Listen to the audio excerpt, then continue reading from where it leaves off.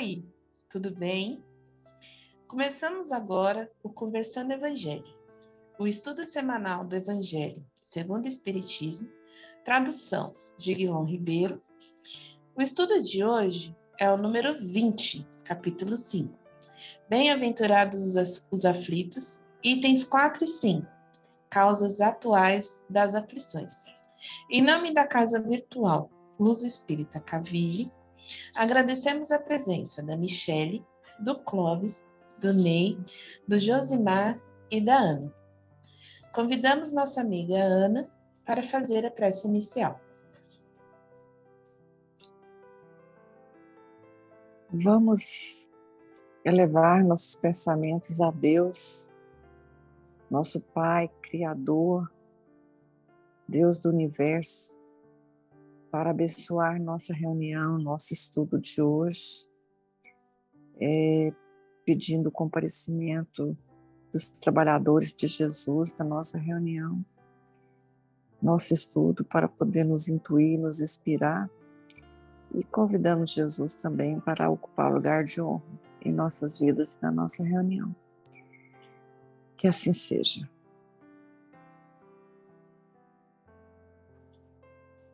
Que assim seja. Como lidar com a ingratidão dos filhos? Então, conforme a criação e a educação que os pais dão aos filhos, serão assim recompensados com a dedicação ou com a ingratidão dos mesmos. Muitos pais privam os filhos das dificuldades pelas quais passaram, dão aos filhos tudo aquilo que eles mesmos precisaram trabalhar muito para conseguir. A intenção dos pais é sempre a melhor possível. Porém, com esse comportamento, também tiram dos filhos a oportunidade de trabalhar, de batalhar, lutar e assim poder valorizar a própria conquista. Os pais acabam criando reizinhos dentro de casa que acham que o mundo pertence somente a eles. Esses filhos se tornam vazios de experiências, se envolvem com futilidades e terminam por serem ingratos com os pais. Quando já idosos, os pais terão de lidar com a ingratidão dos filhos, que receberam de suas mãos todo o necessário e também todo o supérfluo. E não aprenderam que o mais importante é a harmonia e o amor dentro do lar. O amor que deveria envolver a família acaba se transformando e transforma os filhos em egoístas, orgulhosos, ingratos, e que os pais acabam sofrendo muito. Pensam que se tivesse educado os filhos de forma diferente, não estariam passando por essa dor e o sofrimento no fim de seus dias. Só que aí, quando os pais percebem isso, o tempo já foi e já não há mais o que fazer. É isso. É verdade, né? Esse capricho, né?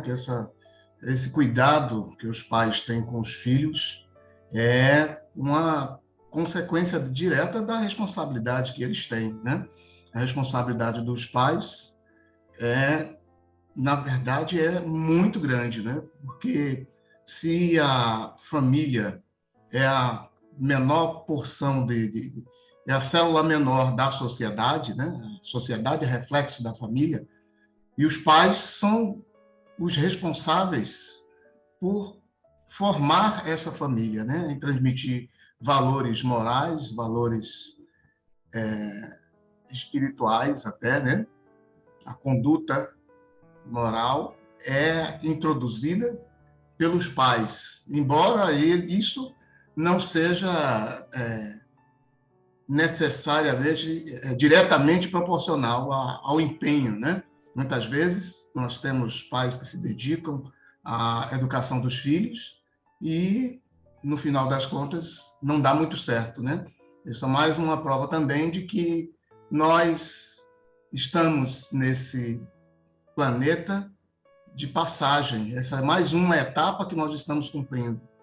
E as nossas mazelas, a gente, infelizmente, não consegue se desvencilhar delas tão rapidamente, né? Às vezes, muitas das vezes, a gente precisa de várias encarnações para conseguir evoluir nessa caminhada, né? E aproveitando a fala, eu gostaria de lembrar também, né, que hoje nós temos a família formada de várias formas diferentes, né?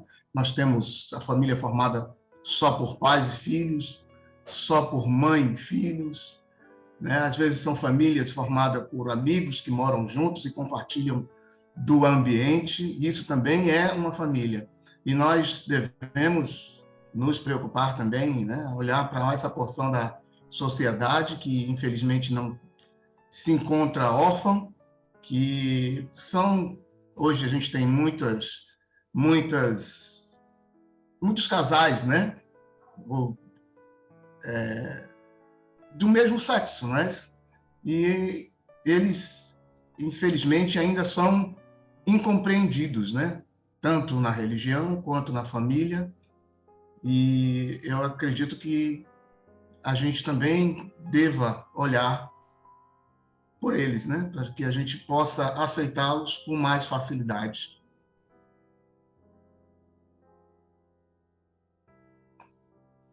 E falando de família, filhos, muitas das grandes provas que nós passamos, elas estão no nosso círculo familiar mesmo, né?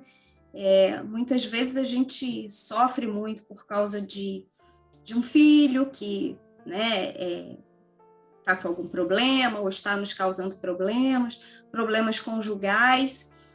E às vezes as provas chegam quando a gente não tem mais força para lutar, né? Quando você já está cansado, e aí a gente se pergunta o que fazer. É como se tivesse receita pronta, mas não existe receita pronta, mas o Evangelho nos dá um direcionamento do que a gente pode fazer, e o primeiro deles é a resignação. Quando a gente não pode mudar um problema, a gente precisa aceitar o problema, que é diferente de acomodação, né? A gente aceita de coração aquela prova e pensa o que a gente pode fazer para mudar. Não mudar a prova, que ela não vai ser mudada, né? Muitas vezes a coisa já aconteceu e a gente está sofrendo por algo que se passou e as consequências são contínuas. Mas a gente pode mudar como vai lidar com aquilo, né? E a gente também precisa entender que muitas vezes a gente não consegue e não precisa lidar com as coisas sozinho. Primeiro, a prece, e depois a gente pode buscar ajuda externa. A gente pode procurar o atendimento fraterno, a gente pode procurar ajuda psicológica, ajuda médica, porque muitas vezes a gente não consegue realmente sozinho, a gente precisa de alguma intervenção e não estou falando só de intervenção médica, para conseguir sair daquela prova, né? Ou pelo menos passar por ela com tranquilidade e realmente resignação e resiliência, né? Para a gente sair mais forte, em condições de seguir adiante. Porque quando a gente acha que não tem mais força, é aquele momento que Jesus está carregando a nossa cruz com a gente. A gente pode ter certeza que não está sozinho. Só que em meio a tantos problemas, a gente não consegue enxergar o apoio que a espiritualidade amiga está nos dando. E quando a gente para orar, quando a gente para pedir ajuda espiritual, principalmente, a gente consegue enxergar isso e consegue dar os primeiros passos, né, para se libertar do problema, ou pelo menos se libertar da dor. Pois bem, continuando a nossa reflexão, os verdadeiros laços da família não são os da consanguinidade, mas os da simpatia, da comunhão dos pensamentos que unem os espíritos antes, após e durante a sua encarnação. Existem laços espirituais e as famílias corporais. Essas estão ligadas, as espirituais estão ligadas pelos laços dos espíritos e pelas afinidades. São duráveis, fortalece pela depuração, pelo crescimento e evolução dos seres. Reencontrando-se no mundo dos espíritos através de diversas migrações da alma, indo e vindo, ela sempre permanece junto. Isso é a misericórdia divina que proporciona o seu reencontro periódico no plano físico e ora no plano espiritual. Seus membros estão ligados pelos laços eternos do amor. As famílias corporais ligadas somente pelos laços corpóreos são frágeis como a matéria e diferentes, né? E as diferenças e as dificuldades de convivência revelam a necessidade do esforço e da dedicação, do empenho para que possamos transformá-la em extensão da nossa família espiritual.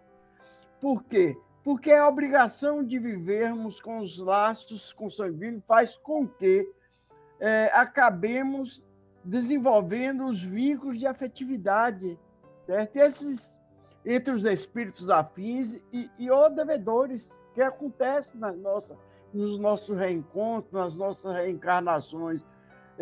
E para que isso nos possibilita, para que um dia possamos formar uma família universal, que Jesus mencionou, um só rebanho, um só pastor.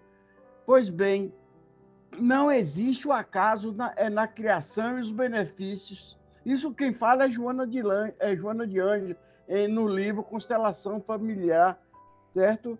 Então, finalizando, esses grupamentos de família não é resultado casual, de um encontro apressado no mundo físico. E havendo ocorrido nas esferas espirituais, antes do renascimento orgânico, esses acordos já existem, são desenhados e programados entre os espíritos comprometidos, positivo ou negativamente. Gratidão. Ney, e lembrando, né, a questão da família que você falou, sempre tem aquela questão super importante: como lidar com pessoas difíceis? Se eu tivesse essa resposta dessa pergunta, eu tinha montado um curso, e que eu creio que essa é uma das maiores questões dos dias de hoje, de sempre da humanidade, né? Brincadeiras à parte, antes de lidar com os outros, podemos reformular a pergunta e fazê-la da seguinte forma: será que eu sou uma pessoa difícil? Muitas vezes vemos os erros dos outros, sem olhar os nossos próprios equívocos. E assim, essa autoanálise é de capital importância para o nosso próprio conhecimento e buscarmos as nossas melhorias individuais. Mas mesmo assim, a vida vai nos colocar aquelas pessoas que são difíceis no relacionamento, principalmente na família, no trabalho e em outras diversas situações sociais. A primeira coisa que devemos fazer é agradecer a Deus por ter colocado essa pessoa na nossa convivência, pois é por meio dessa experiência que iremos aprender as lições necessárias para a nossa evolução ou estaremos saldando dívidas adquiridas anteriormente. Depois de agradecermos, devemos, antes de mais nada, tratá-las com muito amor e buscar em nós uma virtude que deve ser exercitada todos os dias: a paciência. Pois ela é uma forma de caridade, e assim procuraremos nos portar de forma paciente. Ou seja, tentar entender o ponto de vista do outro, as necessidades do outro, as dores do outro, as limitações do outro. Tudo isso porque temos nossos próprios pontos de vista, temos nossas necessidades, temos nossas dores e temos nossas limitações. E por que devemos agradecer a Deus, né? Quando pedimos a Deus, por favor, me dê paciência, só tem um jeito de ele atender esse pedido, colocando situações em nossa vida onde seja necessária a utilização dessa virtude. Não existe outra maneira de se aprender a ser paciente que não seja pelo exercício e aplicação no cotidiano. Ressalto que muitas vezes temos essas pessoas como resgate de erros passados ou mesmo presentes, além do aprendizado já citado. E aí, e se perdermos a paciência com essa pessoa difícil? O que devemos fazer? Está tudo perdido? Não. Primeiro, devemos entender que não somos perfeitos. E não podemos perder algo que ainda não temos. E desta feita, nos perdoarmos pelo nosso erro. Em seguida, pedir perdão com essa pessoa, se possível. Caso não seja, orar por ela, pedindo desculpas. E lembrar, em uma situação semelhante no futuro, não cometer o mesmo erro. Logo, ao sermos pacientes com pessoas difíceis, estamos praticando a caridade e o amor, tanto com o próximo como com nós mesmos, por meio de nosso autoconhecimento e, assim, mais perto da nossa reforma íntima.